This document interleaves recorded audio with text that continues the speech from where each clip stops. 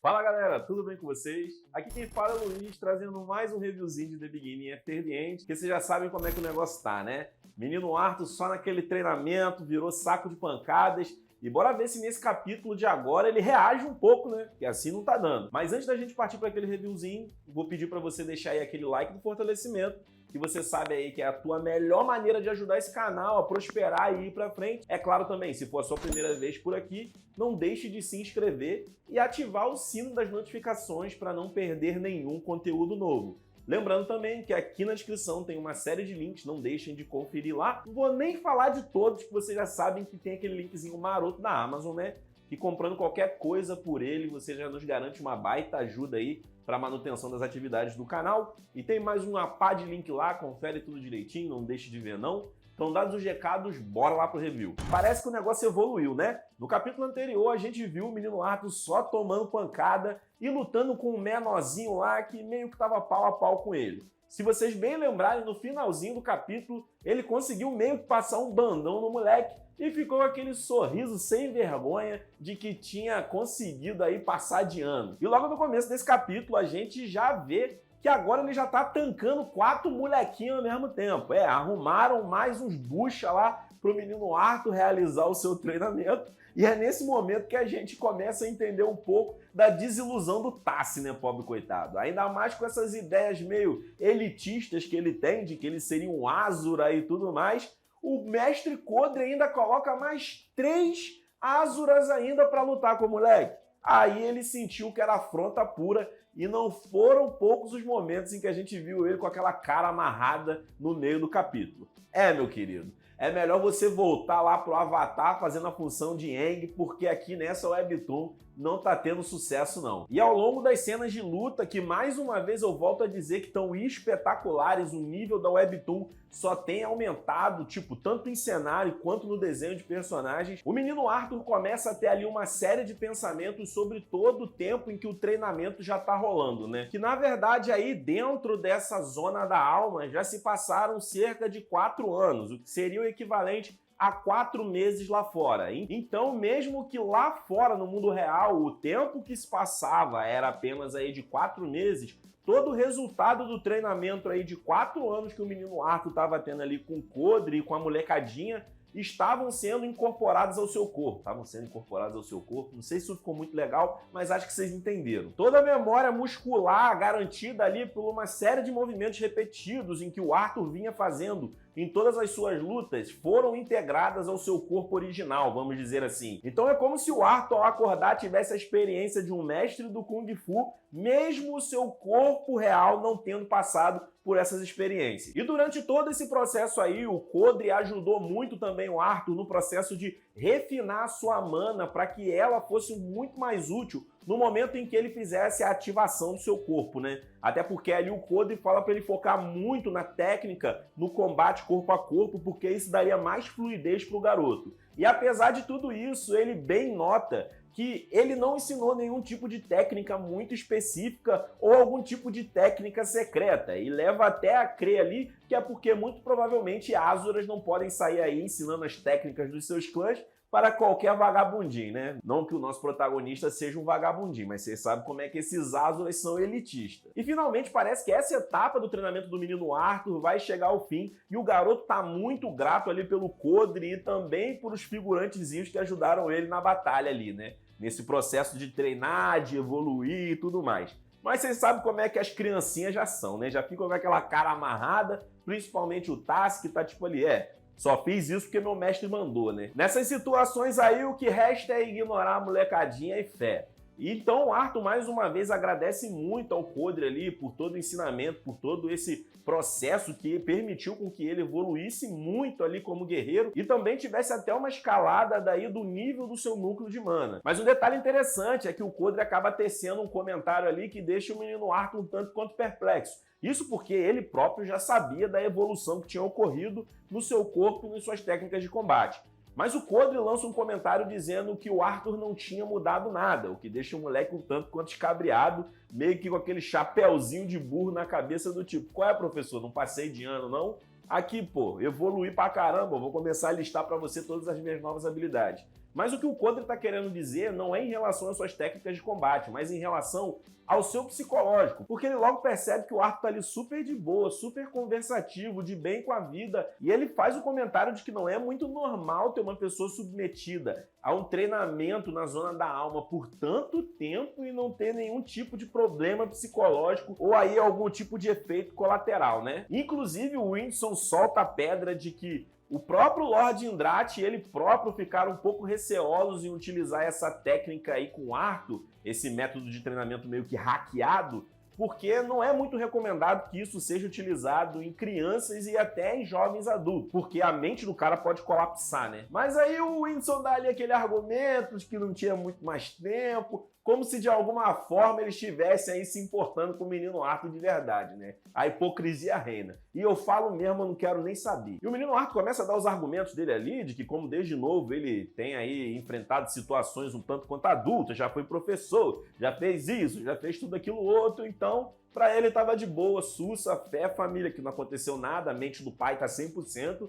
e vamos pra próxima missão. Antes então de se despedir, o Kodri coloca ali a sua mão sobre o ombro do moleque e fala como é frustrante, talvez, nessa guerra não poder agir mais ativamente, né? E se tratando do Kodri, eu até acredito aí que, na verdade, o cara tinha mesmo a vontade de começar a descer a porrada no Agrona, bicuda na cara e tudo mais, mas a questão do pacto ali de paz entre os clãs dos Azuras e tudo mais faz com que ele meio que esteja de mãos atadas e meio que o Arthur vai ser meio que ali uma espécie de estandarte representando aí os Azuras nessa guerra, né? Mas enfim, né? Desde o início eu nunca fui muito fã aí desse argumento de que, beleza, mas nós Azuras, se nós entrarmos aí em guerra, é basicamente o fim do mundo. É como se a gente estivesse explodindo uma bomba atômica por metro quadrado no mundo inteiro. Mas se os bonitinhos estão dizendo que é por conta disso que eles não querem entrar em atrito, né? Quem somos nós para dizer o contrário? O engraçado é que os caras fazem a merda e depois quer utilizar os outros para poder resolver. Mas enfim, né? Manda quem pode, obedece quem tem juízo. Já dizia minha mãe desde pequenininho. Após sairmos ali da caverna, né? Onde o Arthur basicamente passou os últimos 4 meses da sua vida, o Whindersson entrega uma espécie de pergaminho pro Arthur com notícias quentes. E notícias não tanto quanto animadoras, mas sim desanimadoras. Isso porque a gente acaba descobrindo como é que tá rolando um pouco as coisas lá em Dikaten. E a gente descobre que tem gente graúda na situação. A diretora Cynthia lá, que tava com aquele papo de que não podia falar, porque tava lá com a magia tranca-boca e coisa do tipo, acaba abrindo o verbo da situação e a gente descobre que existem 4 foices, né? Que seriam 4 espécies de generais que são mestiços aí de Azuras e outras raças que acabaram cruzando lá em Alácria. Traduzindo, são os cachorrinhos do Agrona. Mas além disso, existe ainda abaixo de cada foice um retentor, que é uma espécie aí de subordinado direto que a gente acaba descobrindo que, apesar de ser subordinado, também é forte pra desgraça. Porque vocês lembram da Aleia? A lança que foi morta lá naquela caverna? Pois então, pela análise daquele fragmento que foi deixado pra trás lá, que ela meio que conseguiu cortar lá do meliante, que a matou de forma brutal, foi descoberto que aquele fragmento pertencia aí a um retentor. Então vocês imaginem, se um retentor que tá abaixo do que seria uma foice consegue passar a peixeira aí numa lança, né, meu gente?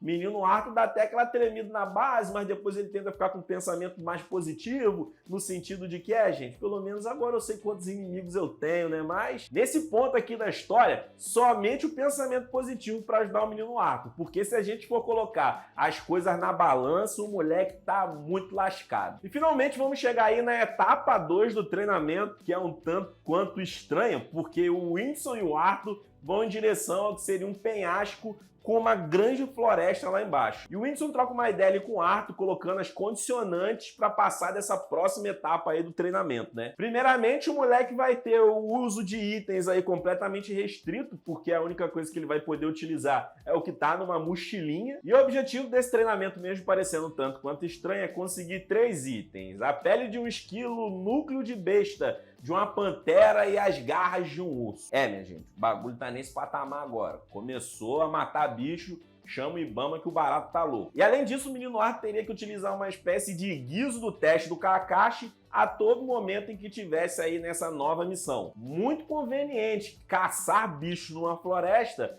com o sininho balangando a todo momento. Esse Whindersson quer lascar a vida mesmo do menino Arthur. Mas enfim, esse é o preço a se pagar para se aproximar cada vez mais de descobrir aí como e o que o legado da Silvia queria dizer para o menino Arthur. Se vocês bem lembrarem, o legado dela tá dentro do moleque, mas ela própria disse bem lá atrás, lembra, que ele só conseguiria acessar quando acabasse se tornando um mago de núcleo branco. E é assim que termina esse capítulo dessa semana, né? Com o menino Arthur entrando em mais um treinamento mirabolante aí proposto pelo Whindersson e que agora tem uma proposta um tanto quanto diferente, porque não existe basicamente aí um professor. Então já dá pra gente entender que esse treinamento vai ser meio que talvez uma coisa focada no autoconhecimento, né? Nessa task aí em que o Arthur vai ter que pegar esses 3 itens desses 3 animais, que inclusive o Whindersson recomenda que sejam pegos aí na sequência exata em que ele menciona. O Arthur vai ter que entender um pouco mais de si mesmo, de como algumas coisas funcionam, o seu controle de mana e etc. Eu acabei esquecendo de mencionar, mas ele não pode utilizar mana externa ao seu corpo, né? Em tese, ele pode fazer com que o fluxo de mana corra dentro do seu corpo para potencializar aí movimentos e etc, mas não é como se ele pudesse utilizar magias. Mas enfim, é assim que termina esse capítulo, com a gente sem saber bulhufas do que o Whindersson quer que o moleque entenda nesse treinamento. Mas é claro que se você ficar aqui mais um pouco, eu vou te contar do qual é o propósito e o que teoricamente o menino Arthur tem que entender para poder passar nesse teste aí, né? Ou seja, vai chegar aquela zonazinha de spoilers marota. Se tu não curte spoilers, muito obrigado por ter assistido o vídeo até aqui. Não deixe aí de deixar aquele likeão do fortalecimento e eu vejo você até a próxima semana. Agora, se você é do bondezinho sem vergonha dos spoilers, vem comigo. Galera, eu vou ser bem sincero com vocês que pode ser que alguns detalhes que eu venha comentar aqui sobre essa parte na novel, talvez, não vou dizer que vão estar errados, tá? Mas pode ser que eu deixe de mencionar algumas coisas, até porque tem um tempo que eu li essa parte na novel e eu achei esses capítulos um tanto quanto pouco maçante. O resultado deles é muito maneiro e tem um propósito,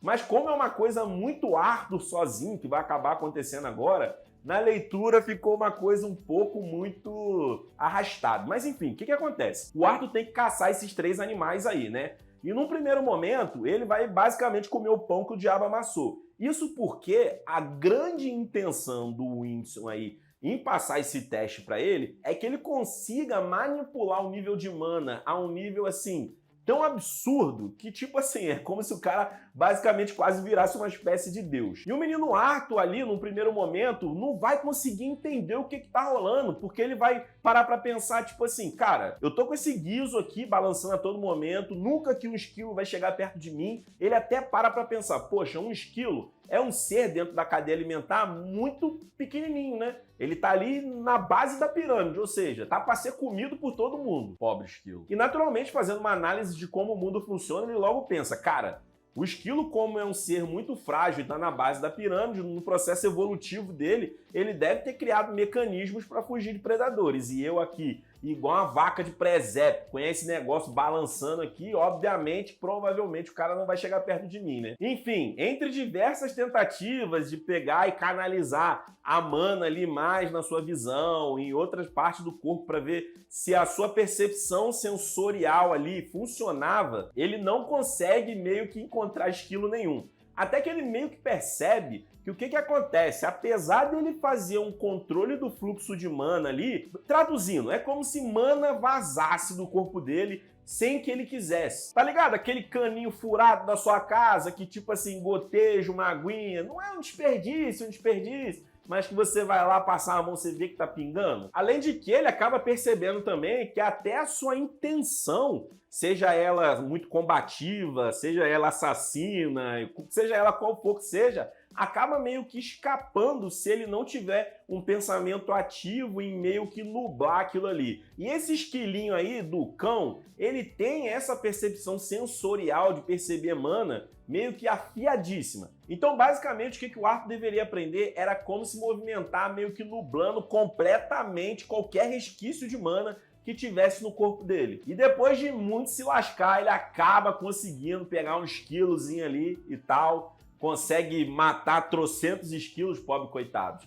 E o Whindersson ele fica muito impressionado, porque apesar disso aqui estar sendo resumido em alguns minutos, o Arthur leva 2 semanas para conseguir aí pegar o seu primeiro esquilinho, né? Se eu não me engano, ele nem pega o primeiro esquilo, mas o Whindersson ele tá de longe matutando e ele percebe que o Arthur entendeu o conceito da coisa. E esse conceito é parte aí da técnica da galera do clã Tiestes, que seria o tal do Mirage Walk. Traduzindo para um PTBR, seria o andar do malandro na sombra da noite. E o Whindersson ele fica muito incrédulo que o Arthur conseguiu manjar aí o que ele deveria fazer simplesmente por percepção e dedução, sendo que ele próprio acabou aprendendo um pouco desse Mirage Walk aí. Ele dá um papo ali de que o Codre ali falou pra ele meio na calada assim, não falou como é que fazia, mas deu uma dica e ele conseguiu chegar na resolução do bagulho ali. Ou seja, marmotagem pura, né? Mas mesmo assim era incrível ver como o moleque simplesmente na dedução e também tendo treinado com o Codre e vendo o que o Codre fazia, ter chegado à resolução do que ele deveria fazer, o nível de controle de mana que ele deveria ter, para conseguir pegar um C que tinha aí umas características tão específicas e tão sensível a oscilações de mana no ambiente. Logo na sequência, ele vai ter que pegar a tal da Pantera, né? E a Pantera é um tanto quanto mais difícil ainda, porque a agilidade da bicha é monstra. Ele até pega aí uma série de esquilinhos aí que ele tinha matado, coloca ali pra Pantera meio que pegar e comer, enfim, servir como isca, né? Mas a partir do momento em que ele vê ali a Panterona ali e vai tentar pegar, a bicha meio que some. É quase o Relâmpago Marquinhos das Panteras. E mais uma vez, mesmo conseguindo nublar aí todos esses efeitos de mana no corpo dele, ele fica pensando, velho, pô, como é que eu vou fazer agora pra poder pegar essa Pantera? Que essa Pantera é muito sinistra, muito rápida, muito loucona mesmo, loucona no fresh. E aí, cara, é sério o negócio. E o pior que na novel, mano, é bem descrito pra caramba essa parte. Você fica até pensando assim, qual é? O moleque agora virou professor de anatomia, né? Cara, ele chega a uma resolução tão absurda que você fica pensando assim, velho, que desgraça é essa? O Arthur, então, ele começa a pensar em como ele poderia se mover sem se mover. Ou seja, seria meio que uma espécie de pensamento de como ele poderia criar uma certa finta. E aí o cara faz uma digressão do movimento tão absurda de parar para pensar no seguinte sentido. Ah, quando eu me movo, tem o meu músculo da coxa, tem tal que se mexe, parte do meu quadril, osso tal, pá. E ele começa a maquinar esse movimento e ele começa a pensar assim, tá, mas talvez se eu conseguir sincronizar um fluxo de mana completamente perfeito nos momentos exatos e tal que eu consiga fazer esse movimento, eu posso meio que fazer o movimento e meio que revirar ele simplesmente com um fluxo de mana correndo dentro do meu corpo, criando aí uma espécie de finta, vamos dizer. Uma espécie que, por exemplo, você se moveria para cá, mas com o próprio fluxo de mana do seu corpo, você faria o seu corpo se mover para o outro lado. Lembram que na luta contra o Lucas, ele já tinha muito essa base de pensamento, de pensar nos elementos e nas coisas meio que nos primórdios. Ele fazia essa desconstrução das coisas, porque ele estava lá limitado a utilizar o elemento água e o Lucas estava ali tacando fogo em cima dele direto, mas ele podia utilizar o elemento vento, né? E ele começa a quebrar as moléculas ali de mana do elemento vento até que ele consiga, de certa forma, meio que suprimir o oxigênio que tinha naquele lugar e, de certa forma, ele acaba ali com um ambiente propício para que o Lucas propague suas chamas, né? Ou seja, o moleque é o Paulo Musi das Webtoons, ciência pura. Mas, enfim, depois desses pensamentos absurdos e loucos e complexos e anatômicos, ele chega meio que na resolução do que seria um burst step, que seria meio que um passo fake, uma finta, ou então um passo muito rápido, muito veloz. Tão veloz que pareceria que provavelmente ele se teleportou. Ele estaria num momento em um lugar e depois ele já estaria em outro, meio que parecendo ser uma grande finta mesmo. E tudo isso maquinado e movido pela manipulação de mana interna no corpo dele. Na novel chama de Burst Step, né, mano? Mas isso aqui é basicamente um God Step, o hack dos hacks. E aí ele pega, tem até uma raposa que ele vai acabar encontrando ali, ele vai dar um apelido pra ela, que agora não vamos lembrar, que vai ser, sei lá, Lobinho. E no primeiro encontro com o Lobinho, ele não vai conseguir aí pegar Lobinho, mas ele vai para uma outra oportunidade que o Lobinho vai estar tretando com o Lobão, que é ali uma pantera maior que o Lobinho. E aí ele fica de butuca ali, esperando o momento propício e tal, um negócio muito bom. Só que ele percebe que os dois seres estão ali um pouco contoriçados, né? O troço tá meio estranho ali e tal, e o Lobinho mete pé. Aí ele pensa, pô, vou ter que pegar Lobão mesmo, mano, não vou dar viagem perdida aqui não. E no momento em que ele aparece ali pra Pantera, né? A Pantera logo já dá aquela, pô, vou fugir pro outro lado. Só que ele utiliza o God Step, mano, e aparece na frente da pobre coitada da Pantera como se fosse um passe de mágica, já dando aquela engravatada feroz na bicha que, num primeiro momento, ele acha que vai ser o suficiente pra poder pegar e se livrar da situação, né? Da situação que eu digo meio que passar na missão. Só que a Pantera, meu irmão, ela não quer abrir mão da sua vida de jeito nenhum. E a bicha se debate pra um lado, se debate de outro, bate na cabeça do cara, mete garra, faz o inferno a 4 na vida do menino Arthur. Só que maravilhosamente, ela faz acabando aí com que os dois caiam o quê? Num penhasco. Que maravilha. E aí o Arthur, nesse momento desesperador e um tanto quanto cômico, acaba parando pra pensar na vida e se era uma espécie de maldição cair de penhascos, porque quando ele era criança ele já caiu de um penhasco.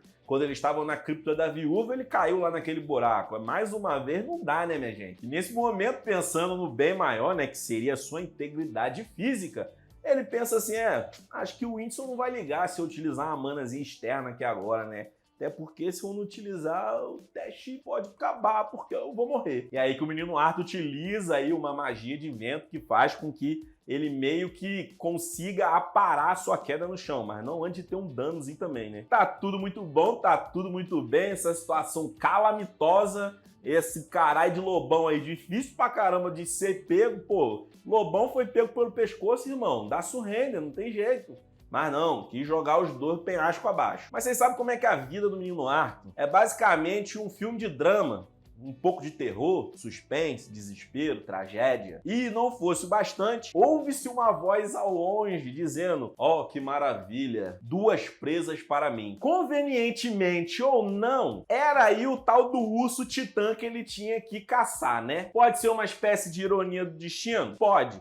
Mas também vai dizer que não teve um pouco de sorte de já ter pego um bicho e o outro tá ali na sua frente? Não dá pra dizer, né, gente? Mas vamos finalizando essa zona de spoilers por aqui, né? Pra deixar aquela cerejinha do bolo aí pra nossa próxima zoninha, até porque aqui não é bagunça, né, irmão? É zona, mas não é bagunça. Pô, é uma zona de respeito. E, consequentemente, você já deve ter manjado que o Arthur vai chegar em mais alguma outra resolução passando aí por esse urso, né? O menino Whindersson pensou em tudo. Tava ali os testes tudo subjetivo para que o menino Arthur juntasse as peças e chegasse às conclusões ali que ele esperava. E galerinha, esse foi o nosso vídeozão de hoje. Espero que você tenha gostado aí do review e também da zona de spoilers. Não esquece aí de deixar aquele likezão no fortalecimento, se inscrever no canal e ativar o sininho para não perder nenhum conteúdo novo que a gente venha lançar aqui. Inclusive, nós acabamos lançando aí mais um videozão de Tower of God essa semana, para você que curte Tower of God. Se você não curte também, começa a ver nossa playlist que eu vou deixar aqui em algum lado aqui, em algum momento aqui dos lados aqui, não sei se vai ser aqui ou aqui, algum canto aqui, que o troço é bom. E a gente fez um videozão lá do mais brabo de todos os tempos de Tower of God. Assiste lá o vídeo que vai ficar aqui realmente em algum lugar, que agora eu não sei, porque o YouTube uma hora bota o troço aqui em cima, aqui do lado, aqui do outro. Enfim, tô falando demais já, muito obrigado pela sua presença, vejo você aqui na próxima semana e muito obrigado!